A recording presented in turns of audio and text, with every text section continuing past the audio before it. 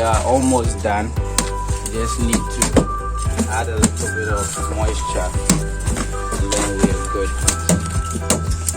Okay. So we are going to use our mist sprinkler to introduce a little bit of moisture. We want an even moisture spread. When you use your fingers and hands, you sort of give concentration to certain parts and leave other parts.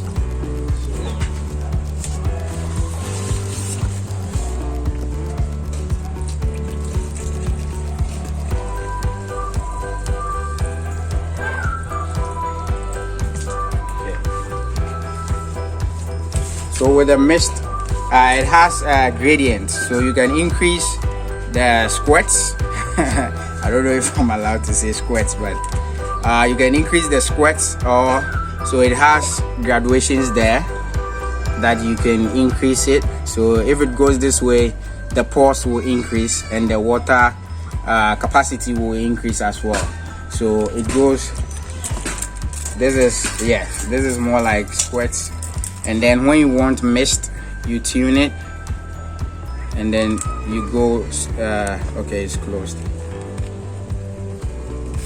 Yes, then it becomes mist. Yes, so it has gradients as well.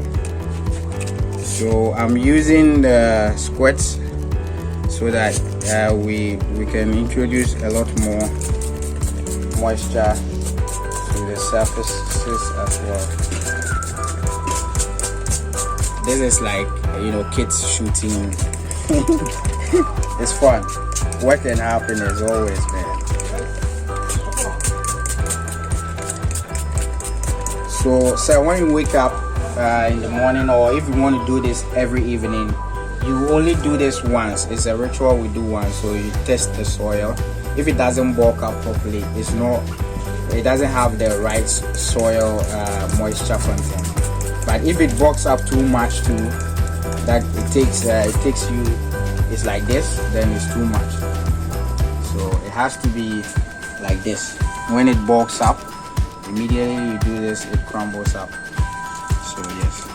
So we are just introducing a little bit of moisture in there, and then we're good.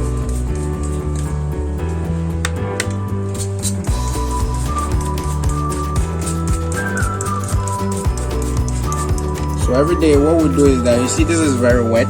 This area is a bit wetter than this. So we do what we call the gradient system. So we give them a little bit of moisture. So you study which ones are more active. So you replicate the same with your neighborhood, the humidity level and all the environmental levels will be different. That's why I did it that way. So we have, this is very wet. Here is very wet, here is medium-ish, and this is the next one, then this is very dry. So you can look at the condition, and then the ones that every day you find a lot of activity in, it means they like that, yes, then you replicate the same thing for other. So you see I'm not adding here because there's already wet environment there. So we are good. We can now introduce our snails. Because of the traveling, we always let them go into semi-hyper state where we can transport them easily. So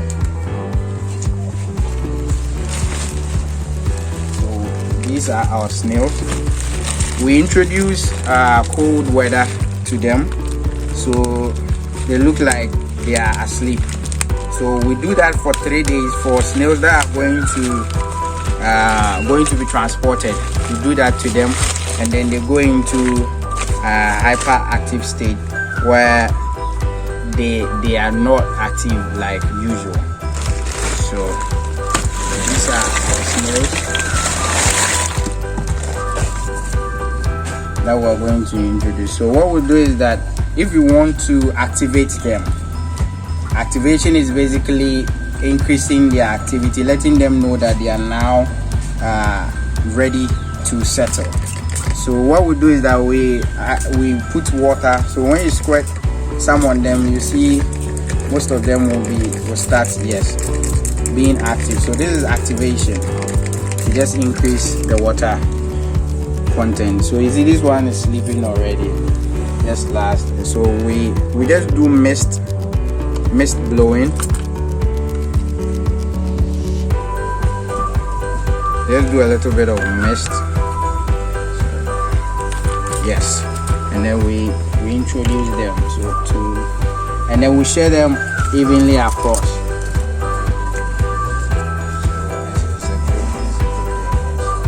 And why we give you more than enough is that because they are acclimatizing to the weather, they are now new to the weather and we need to adapt.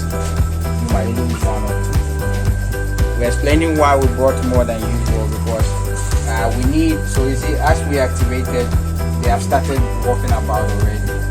So if in the pen, in the sack was breathable, they could breathe, but because we had keeping them in stasis for a long time, they weren't. So once we introduce moisture, most of them will start getting up. This one is moving. This one is already moving. These ones are all moving. So why we brought more than usual is that it's a long way from Kumasi to any other place that we're supposed to set up. This is in Accra, which is about 4 hours drive. We're able to make that in about 3 hours, 30 something.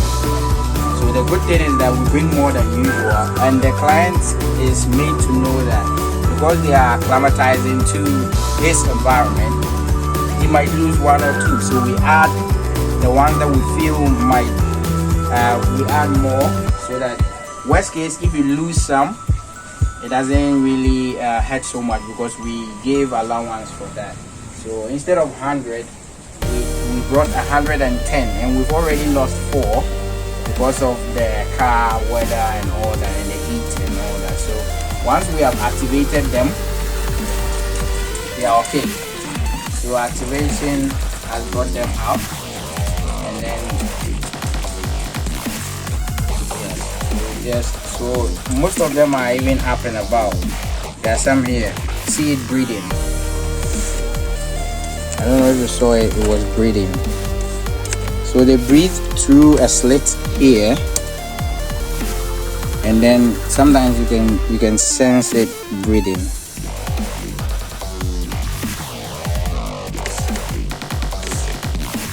You see, it's breathing. Yeah. So all these ones are breathing. See, it goes open and close, just like our inhale and exhale. So you need to provide them with a water trough and a feeding trough. So what happens is that you go this way, you spread them, but kindly avoid touching them. So this is how you set up, and then you do a sort of slit like that and put the bowl here, the bowl for their feet. So you scoop a few teaspoons and you put it in there, and then you put a spoon on it, otherwise they will overturn it. Yes, they will overturn it. So we are done with the, so we're going to introduce the dry leaves for just, let's say, 2 pens, because the leaves are not enough. So we're going to introduce the dry for just 2 pens, like that. So that is how you will do the others.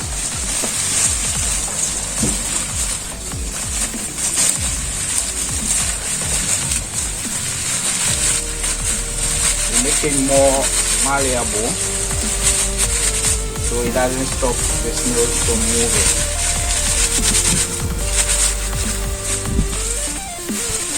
So yeah, this decreases the amount of moisture that is lost in the pen.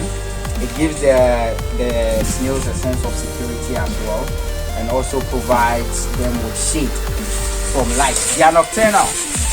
They don't like light. Unlike us, we like light. We sleep when darkness comes. They wake up when darkness comes. So that's the difference between us and them. So you kindly get more dry leaves like that, and then so I'm just going to squirt so for now you can choose not to give them water, because every morning if you do this, there will be moisture that will be retained on the leaves here. So we need to take care of these ones.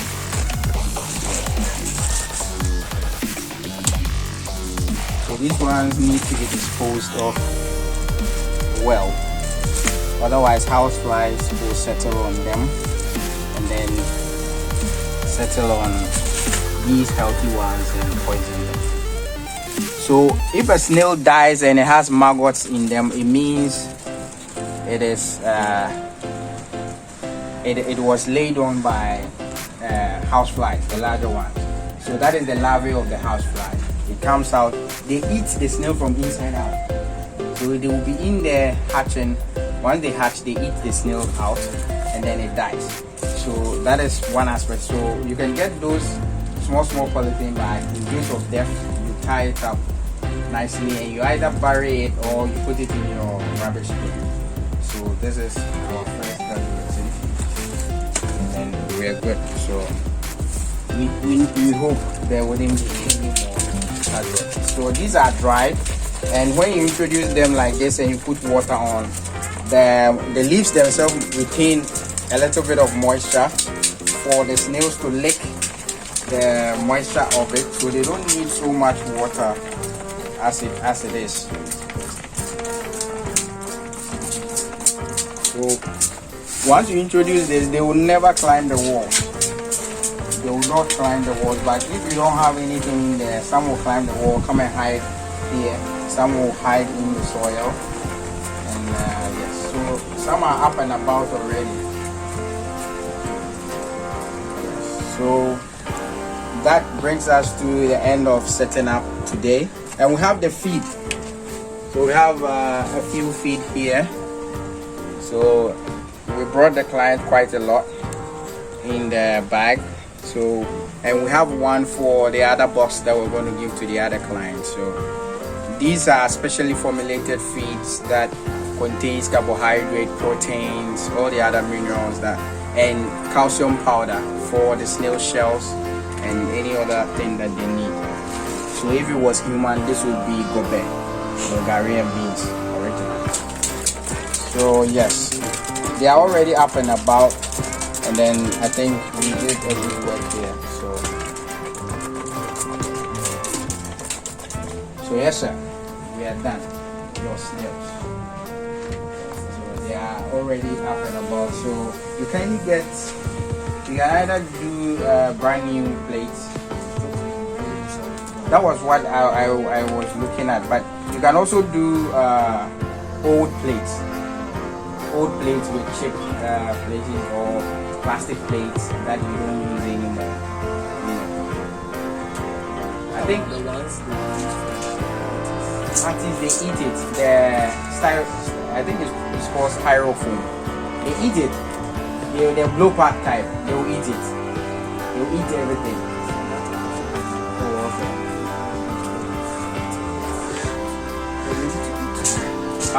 Sure.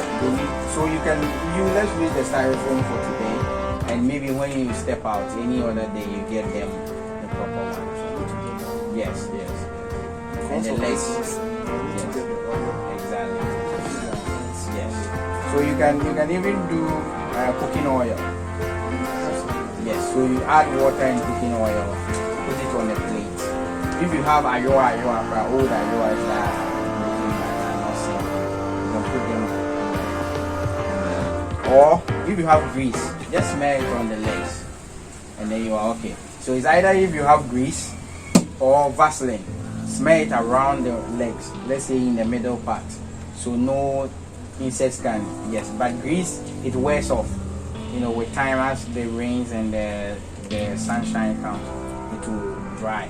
So that's why we use the plates, and then we put in a lot of oils. So yes sir, these are your snails, and then that is, so basically when you wake up in the morning, what you do is you just let me look at one of them here. So this guy is already walking, already moving about, looking for food. Yes.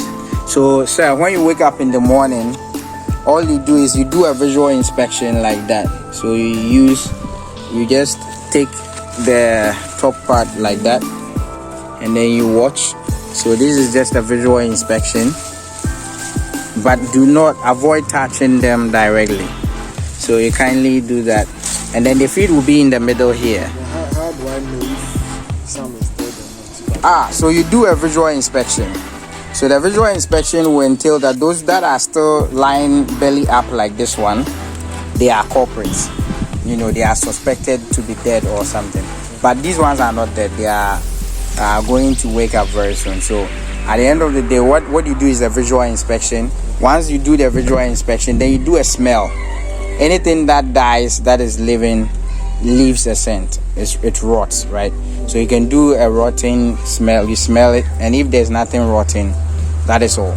Then you top up their water, or you just sprinkle it like that, and then you are good for the day. So you don't need to do a lot of things. So in about 3 minutes you are done. And this one is already trying to find a hiding place. Yes, the dried leaves. So you just cut your own dried leaves, and you just put it there. Sure. So there are some dry leaves here as well. We can do that. So they will start moving into corners to hide away from. And one other aspect is that when you find that there's a lot of light, so when we close it and you can see through excellently, it means there's too much light. So what you can do is you can increase, you can put some polythene bags here. You can put some polythene bags in there. The ones that when you go and buy something, they give it to you. So you just stuff them under here. And you have to leave some before air. No, they don't really need it. These are animals that go into the soil and sleep in there for 2 months, 1 month without coming out to breathe. They don't really need a lot. So okay, you can do, let's say this here, and leave about 2 or 3, and then do another one.